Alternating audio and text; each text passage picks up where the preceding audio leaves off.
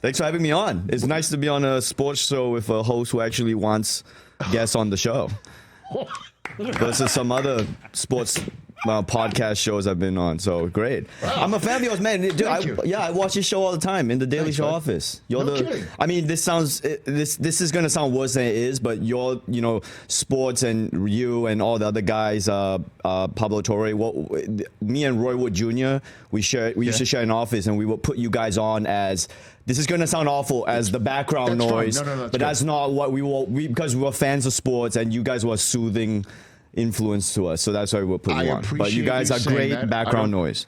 Ronny Chieng, I do not. By the way, a radio on its just returned, and Ronny Chieng just gave me the wonderful compliment of saying that this show is on in the Daily Show offices as background noise. But I have been told many times, because back in the day when I did Sports Center in the late '90s and the early aughts, legendary Sports Center run. That show would re-air, and people would say they would fall asleep to me. But I did not take that as anything but a compliment. No, you know what I mean? Like I don't think I'm putting them to sleep, but just like it's soothing, it's familiar. Yes. It's also it's joyful. It's sports. It's something. Obviously, if you like sports, it's something you're listening to. Man, that ESPN era was great. I read that book, ESPN. You guys have all the fun. Yes, I loved it. Loved it. It seemed like such a crazy time when you guys invented basically cable television. Dream come true, man. Yeah. And actually, when we did, I'll tell this story here. Oh, please. Certainly with you being here. For the radio audience again, Interior Chinatown is available for streaming on Hulu, and Ronny Chieng is in this show, and we'll discuss it in a second. You can catch it right here on Roku through the Hulu platform as well. But let's talk more about you. So ESPN thing, when you got on, it was like. So I was on, and the 20,000th Sports Center just hit. Yeah. And they gave us all assignments. Yeah. To make appearances in promotional support of it.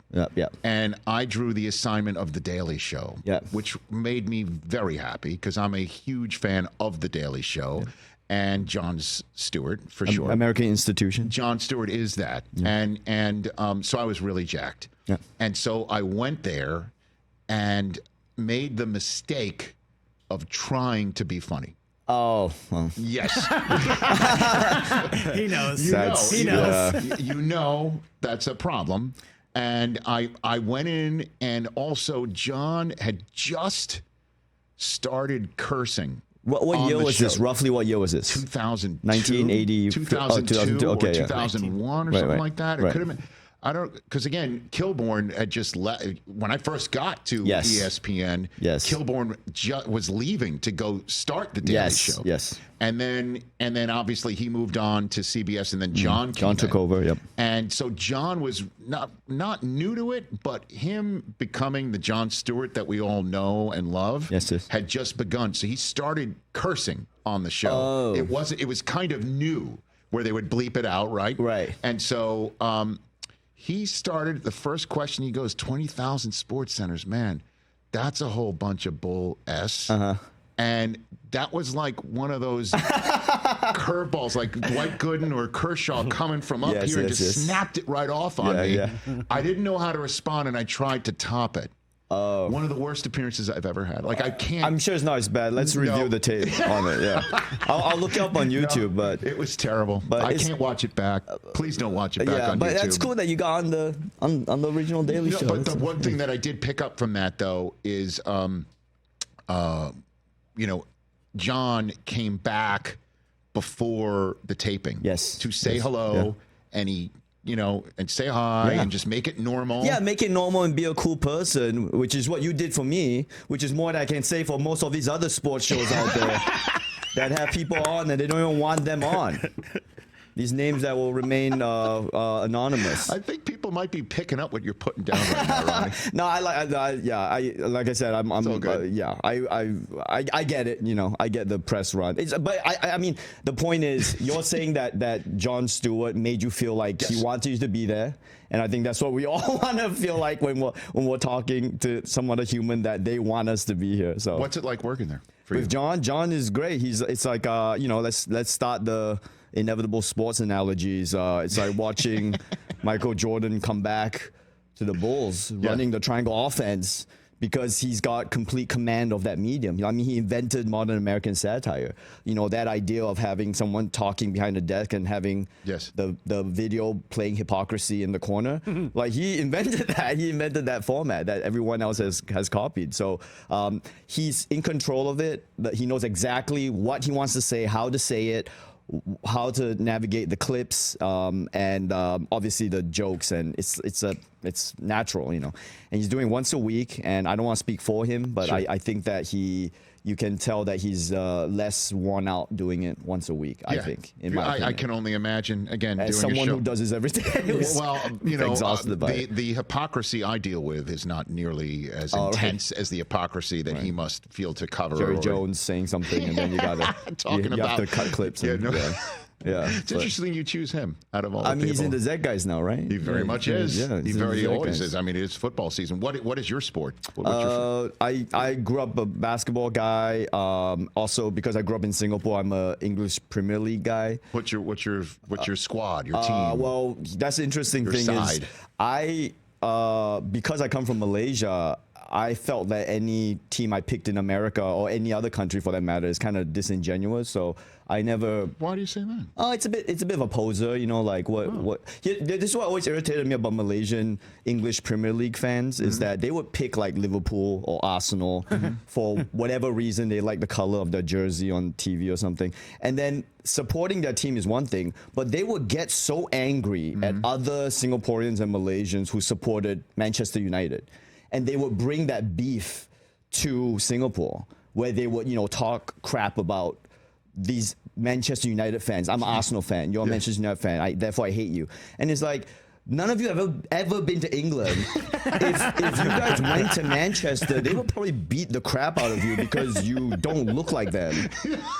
And so you inheriting their colonial, like what? Tribalism doesn't work. Is what you're saying? No, I mean, tribalism is stupid where it came from, and you're like colonized into this tribalism for no reason, you know. And so I always rejected that. So I was always rebelling against that kind of stupidity I felt of Singaporean, Malaysian, English soccer fans who hated other non-British, you know, team, whatever, the other club person. So I would just pick the team that everybody hated. So at that time, when I was following soccer, it was everyone hated Chelsea because they had a bunch of money come in and they were winning. And they were winning with a lot of bravado. Jose Mourinho was like he was the manager. He was, you know, he was great on the mic. He was like cutting these promos like like macho man. Like it was great. And so I would just tell people I support Chelsea because I support money buying championships, and that would just piss everybody off. So that's my current stance right now is I support whichever English Premier League team is currently at the top. Okay, so you're a front runner and you don't care. Yeah, I'm week to week. I'm always winning. Okay, so you're a Kansas City Chiefs fan now? Pretty much. NFL is interesting because I actually really love the New England Patriots because I used to live in Manchester, New Hampshire. Patriots, and my man. And I just love, you know, I've read every Belichick book. And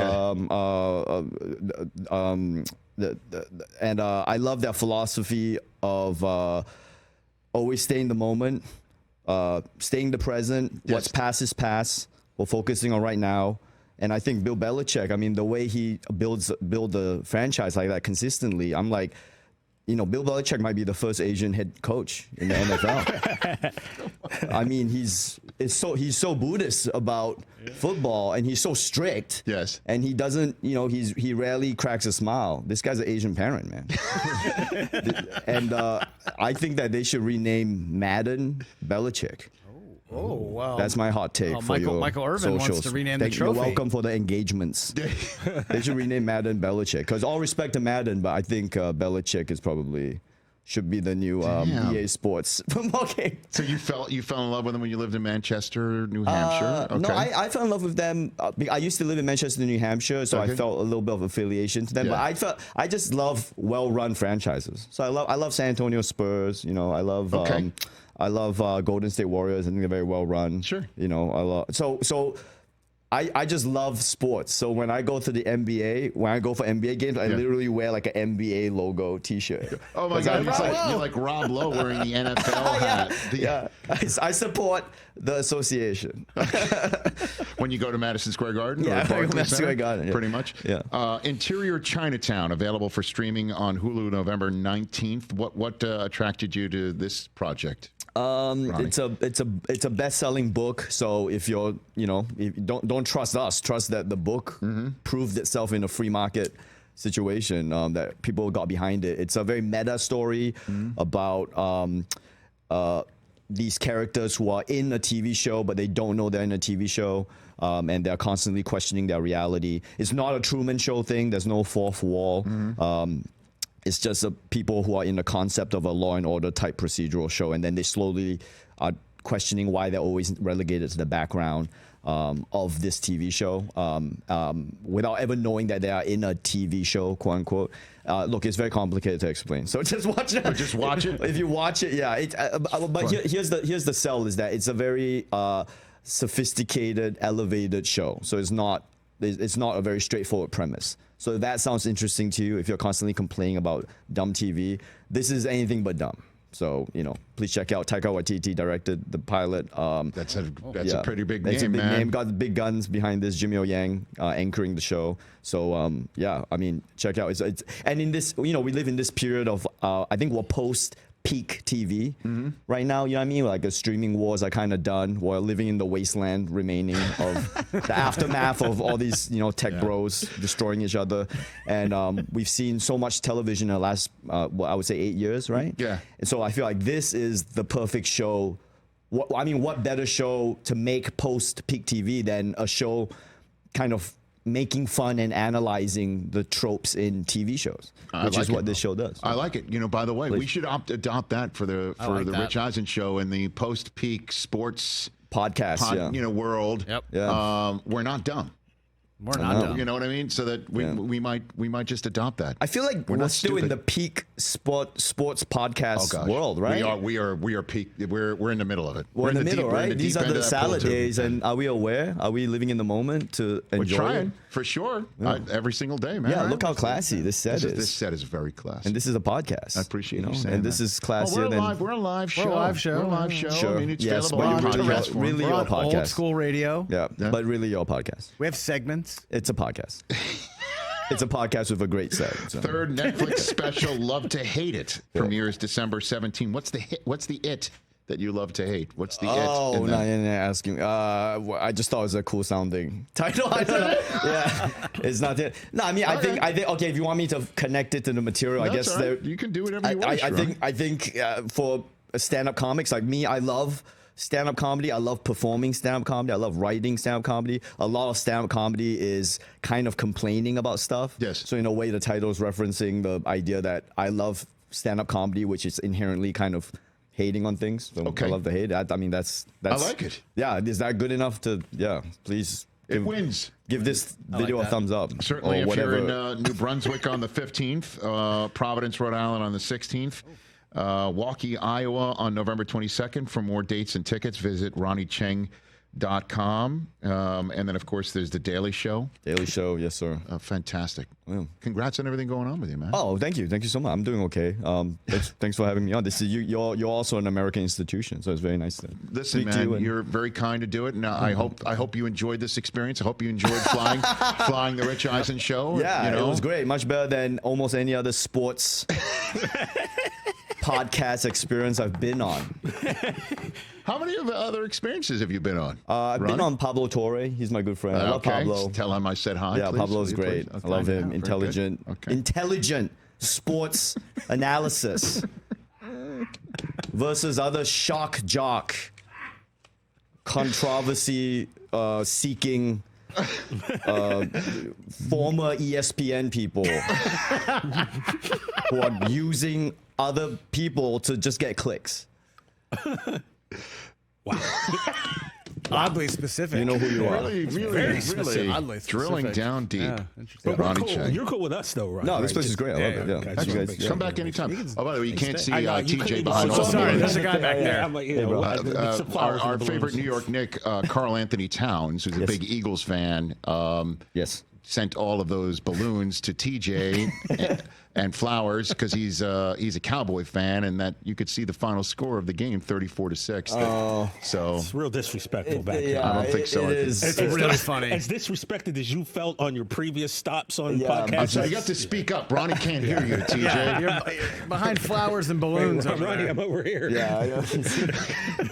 And they I mean, this Cowboys abuse is probably not going to stop anytime soon, though, Oh, right? definitely not, Ronnie. Run out helium. We got a solid 9 more weeks of it. Yeah. Well, actually, I got a lifetime of this left. I Ronnie, to be honest with know. you. I know. It's a bit unfortunate. Yeah, we'll What's hug it going out. on. We'll all hug it out as a group. At Ronny Chieng on both the hellscape of X and Instagram. Check No, it. I'm not on X anymore. You're so out of it? Yeah, Okay, don't worry about it. we're out. Don't worry We're about out. it. Well done. You a threader, Ronnie? You on Threads? I'm not on Threads either. I found you know, strangely enough, not being on social media as much actually makes you happier. I know that's crazy. I know it's crazy. I know, but Stop it. But just try it. Yeah. Twitter banned me for 2 years, Ronnie. So For what? I don't know. Oh, no, being you a do Cowboys know. fan. No, you know, he stole He would video. shoot stuff off of This is back when X actually had rules. Right.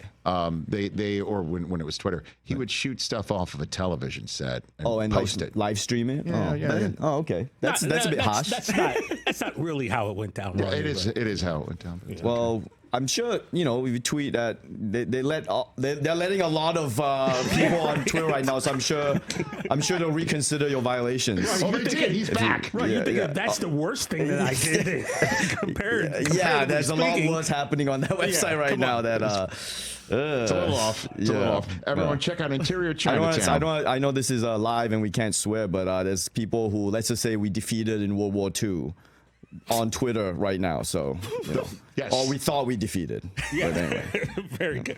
Oh, and we may have just come from that part of the world. Oh, God. Yeah. Oh, gosh. Let's end this Interior segment. Chinatown, available and streaming on Hulu November 19th. Everybody watch it. Available on Roku as well. Ronny Chieng is here. Thank you. Catch the Rich Eisen Show every single day on the Roku channel, 12 to 3 Eastern, for free.